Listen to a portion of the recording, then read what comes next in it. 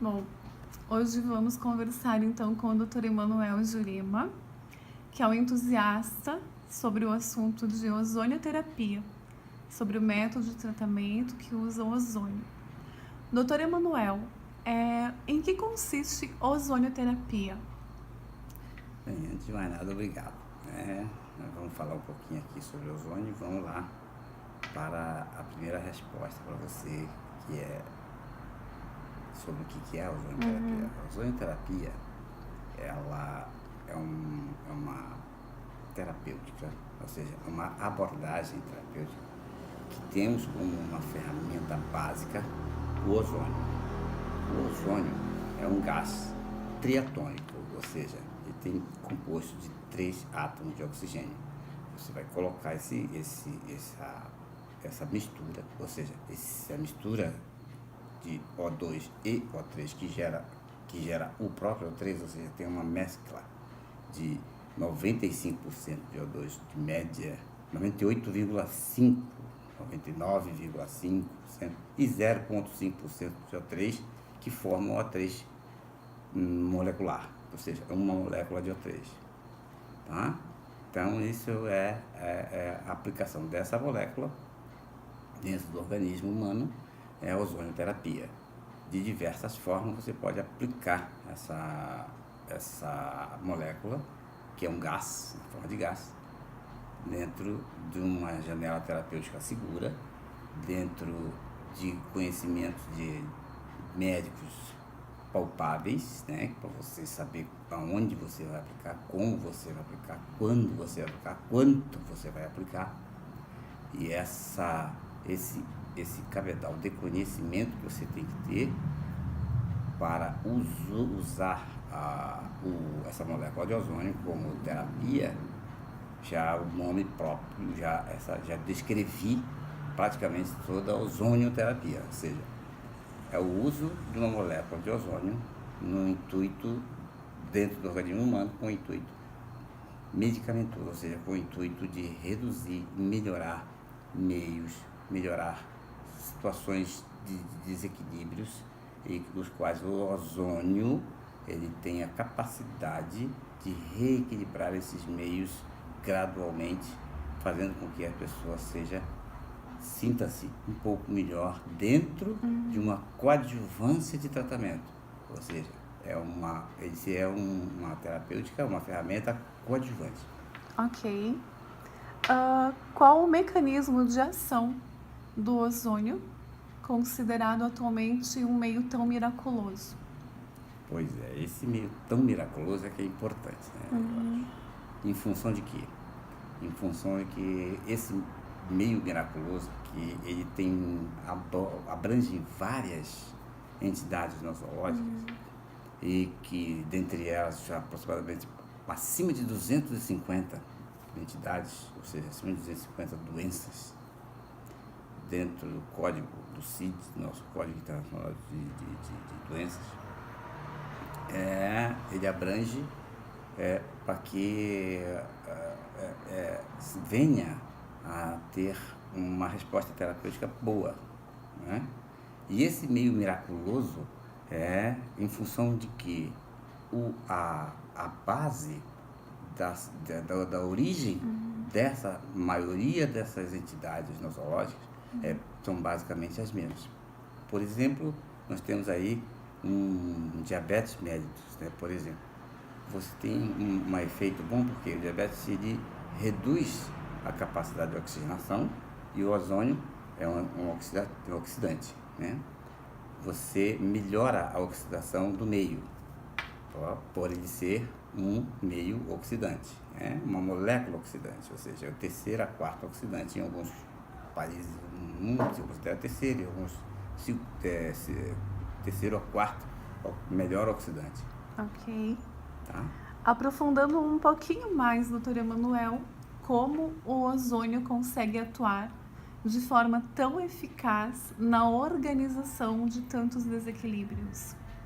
É mais ou menos a mesma coisa que eu respondi agora, ou seja, ele essa eficácia dele é coadjuvante, lembrando sempre que ele é uma ferramenta coadjuvante, ou seja, nós vamos lançar a mão, não vamos mexer em absolutamente do que está sendo feito pelos métodos cartesianos, porém, nós vamos agregar um meio maior para que essa coadjuvância venha a elencar ou a potencializar até esse meio que está sendo usado dentro da medicina cartesiana.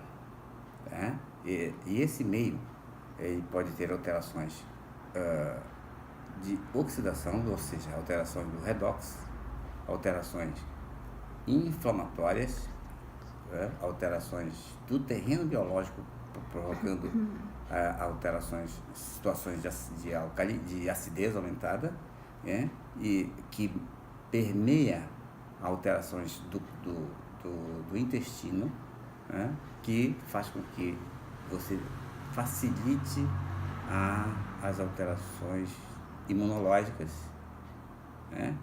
e endocrinológicas também.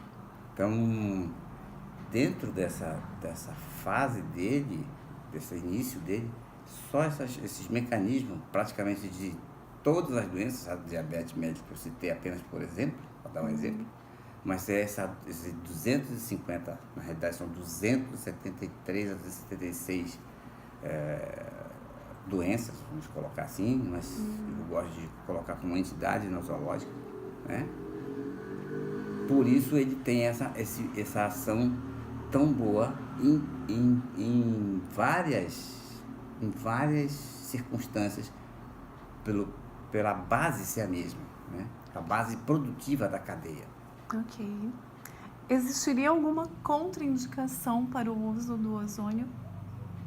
Na realidade, a única contraindicação é a ausência ou uma baixa de uma enzima chamada G6PD, a glicose de aminotransferase. Desidrogenase. E essa G6PD é uma enzima que, quando em ausência, ela causa uma baixa muito grande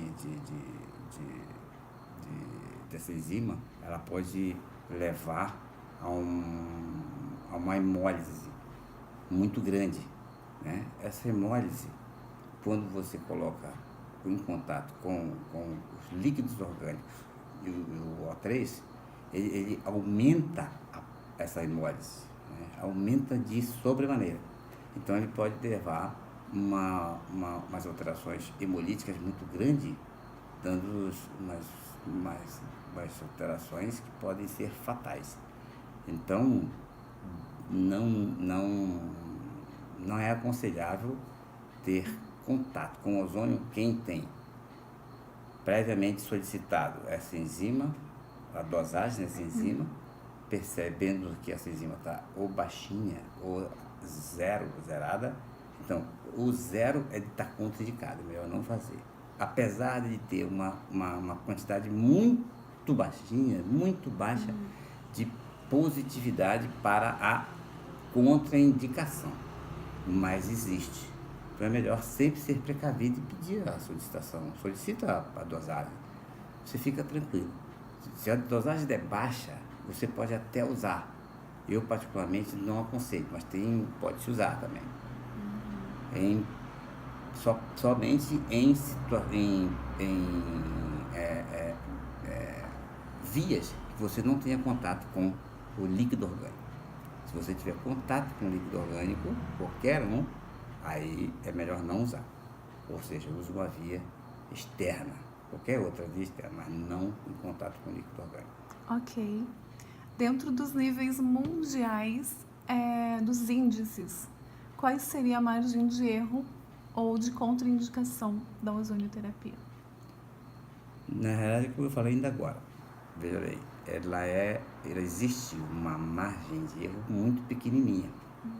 Então, para você ter uma ideia, na Alemanha foi feito um estudo muito grande, né? Ou seja, em centros de ozônio, foi feito um estudo muito grande, ou seja, 56 centros, mais ou menos, foram recrutados para fazer essa pesquisa, E desses 53 centros foram de uma totalidade de aproximadamente 5 milhões 600 e alguma coisa de pessoas tratadas durante um período de tempo com ozonioterapia. Avaliando pós a pesquisa, percebeu-se cerca de 8 complicações, 8 casos de complicações, né?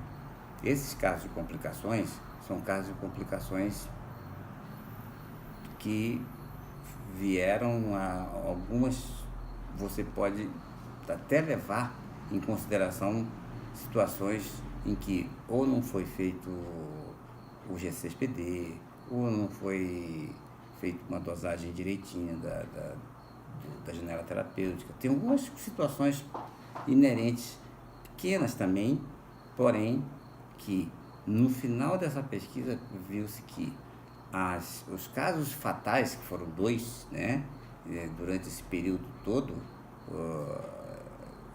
que foi avaliado, mais esses outros casos que não tiveram fatalidade, porém tiveram seus tratamentos, sua continuidade de tratamento interrompida por alguma razão, colocou-se um nível de aproximadamente, em termos percentuais, de 0,0007% de contraindicação. Ou seja, para vocês terem uma ideia, o Vioxx, que é um anti-inflamatório, que foi usado muito tempo, o AS, né, também é outro, mas vamos para o Vioxx, vamos ter no Vioxx para a gente ter uma ideia. O Vioxx, nos Estados Unidos, ele matou cerca de 3 mil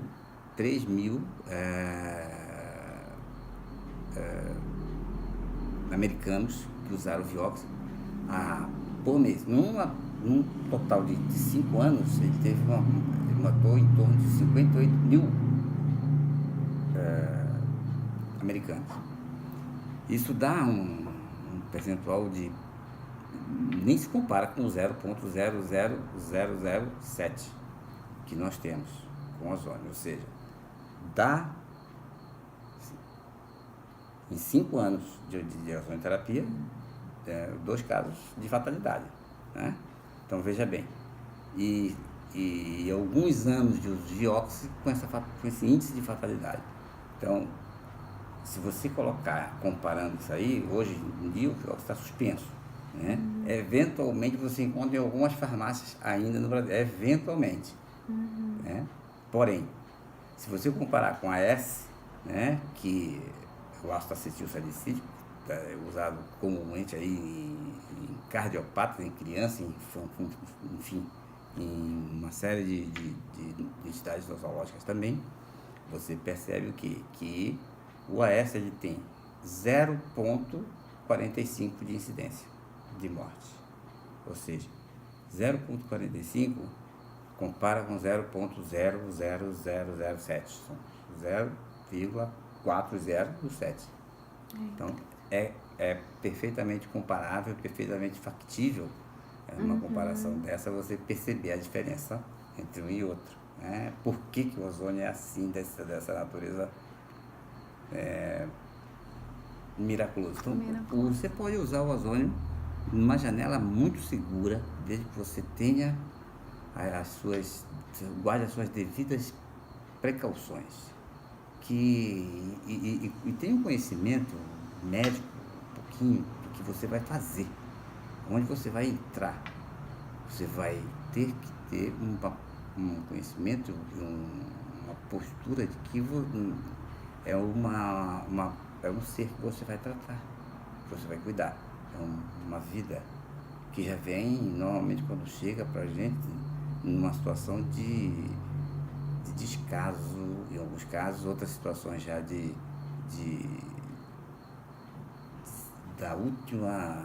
ser a última situação de salvação para aquela pessoa. Então ela já chega numa situação, desse degrau. E esse degrau é um degrau que tem que ter tato para você ter um resultado bom, um resultado razoável, e saber quando é que você vai usar, como é que você vai usar nessas pessoas. Isso é bem simples. Vocês podem usar, assim, todo mundo pode usar o ozônio como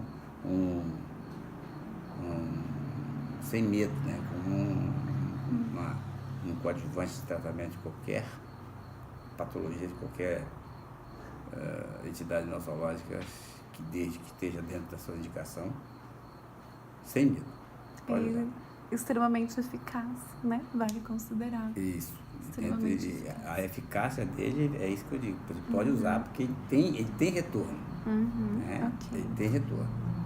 Na sua visão, doutor Emanuel, como a ozonioterapia é vista hoje no mundo? Existem hoje vários centros de entusiastas ainda também da ozonioterapia, né?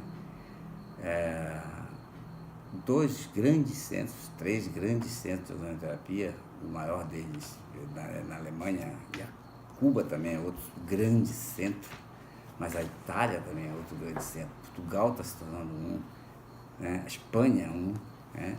Mas na Alemanha ainda, no meu entender, mesmo que Cuba esteja crescendo muito mesmo, onde nós tivemos também a oportunidade de ter um pouco do nosso aprendizado, também nós fomos por lá, e vemos que realmente eles têm um cabedal muito grande de experiência com os ozonioterapia, os cubanos, os italianos tem italiano fazendo tem até ozônio direto direto na veia, né? Então você tem alguns que mas faz com uma determinada proporcionalidade entre velocidade de aplicação, concentração e tempo, né?